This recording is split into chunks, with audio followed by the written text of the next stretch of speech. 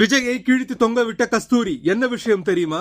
பாஜகவுடைய கலை மற்றும் கலாச்சார பிரிவு செயலாளராக இருக்கிற நடிகை கஸ்தூரி நேற்று மதுரை திருப்பரங்குன்றம் சுப்பிரமணிய சுவாமி கோவில்ல சாமி தரிசனம் செய்தாங்க. அதை தொடர்ந்து தீபத்துன் விவகாரத்துல போராட்டத்தில் ஈடுபட்ட மக்களை சந்திச்சு ஒவ்வொருத்தரையும் சால்வ பொருத்தி கௌரவிச்சாங்க. அதன் தொடர்ச்சியா செய்தியாளர்களை சந்திச்ச கஸ்தூரி பேசும்போது தீபம் ஏத்தணும்னு ஒருத்தர் தன்னோட உயிரியை விட்டுருக்காரு, அதை கூட கொச்சையா பிரசாரம் செய்யறாங்க.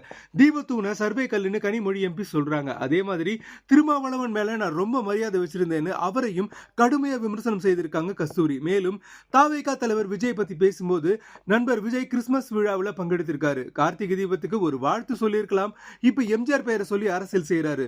முதலமைச்சர் ஆகணும்னு கனவுல இருக்கிற அவர் திருப்பரங்குன்றம் விவகாரத்துல கருத்து சொல்லாதது ரொம்ப தவறா இருக்குன்னு விஜயையும் கடுமையா விமர்சனம் செய்திருக்காங்க கஸ்தூரி. திருப்பரங்குன்றம் விவகாரம் நீதிமன்றத்தில் இருக்கும்போது கஸ்தூரி கருத்து சொல்றது சரியா? அதே மாதிரி தமிழக வெற்றி கழகத்தை ஆரம்பிச்சதுல இருந்து விஜய் கஸ்தூரி இப்படிதான் கடுமையா விமர்சனம் செய்யறாங்க. யார் சொல்லி இப்படி எல்லாம் பேசுறாங்கன்னு குழப்பத்தில் இருக்காங்க நெட்டிசன்ஸ்.